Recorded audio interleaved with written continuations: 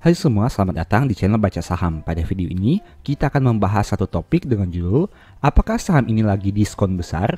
Dulu PBV-nya 1 kali, sekarang hanya 0,4 kali. Tapi seperti biasa, semua pembahasan ini bukan rekomendasi dan hanya informasi. Ingat, kerugian kamu tanggung sendiri ya. Nah, saat ini kita akan membahas PT Perusahaan Perkebunan London Sumatera Indonesia atau saham dengan kode LSIP. Ini merupakan request dari subscriber Baca Saham. Topik pertama, analisa harga saham dan valuasi. Pertama dari aspek probabilitas. Saham ini punya probabilitas yang rendah karena punya probabilitas kenaikan yang hanya 20% saja. Bahkan di bulan Maret, dalam 5 tahun terakhir saham ini tidak pernah mengalami peningkatan harga satu kali pun. Kemudian kita lihat dari historical harga sahamnya. Saat video ini dibuat, harga saham LSIP di angka 880 dan harga tersebut mirip seperti pada tahun 2020, tepatnya pada bulan Juli.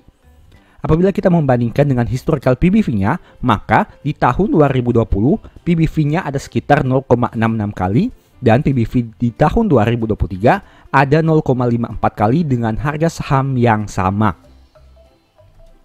Ini merupakan proyeksi harga sahamnya. Apabila kita mengasumsikan LSIP mampu kembali ke angka PBV 0,66 kali dengan menggunakan book value per share 1.600-an, maka potensi harga sahamnya bisa naik sampai ke angka 1.067.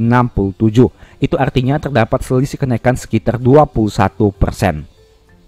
Topik kedua, proyeksi dividen.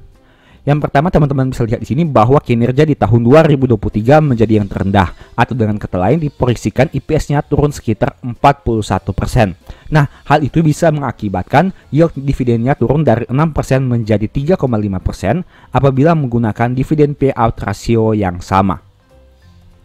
Topik ketiga, kinerja Q3 tahun 2023. Pertama dari aspek kasnya dengan nominal sekitar 4 ribuan, dan jika kita bandingkan dengan total liabilitasnya yang hanya 1.400, artinya perusahaan ini punya saldo kas yang banyak yang bisa melunasi seluruh liabilitasnya. Apalagi teman-teman lihat di sini bahwa rasio DR-nya sangat rendah dengan angka 13% saja.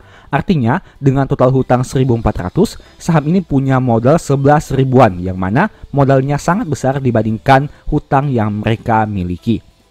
Kemudian kita lihat untuk aspek modalnya, mayoritas berasal dari saldo laba yang belum ditentukan penggunaannya yang mengalami peningkatan.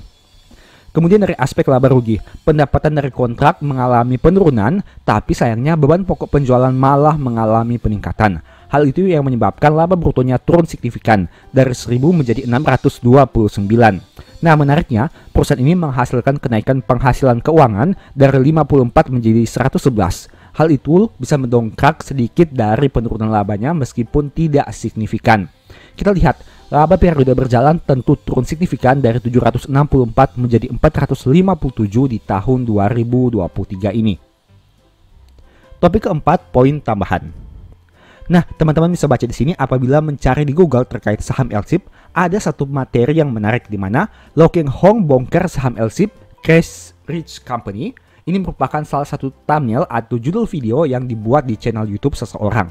Nah, kita lihat hal yang menarik di sini. Seperti yang judul video ini bahwa perusahaan LSIP ini memang memiliki cash yang sangat banyak. Itu terbukti dengan jumlah kasnya yang bisa melunasi seluruh hutangnya. Selain itu, mereka punya modal yang sangat besar jika dibandingkan dengan hutang mereka. Kita tadi sudah membahasnya dan teman-teman bisa lihat bahwa dengan total hutang yang hanya 1.400-an, saham ini memiliki kas dengan angka 4 ribuan rupiah. Begitu juga dengan ekuitasnya yang mencapai 11 ribuan. Itulah yang menjadi alasan kenapa saham LSIP ini disebut sebagai cash rich company. Topik kelima, poin minus tentang saham ini. Seperti yang tadi kita bahas, pendapatannya mengalami penurunan tapi beban pokoknya mengalami peningkatan. Hal itu menyebabkan laba brutonya turun signifikan.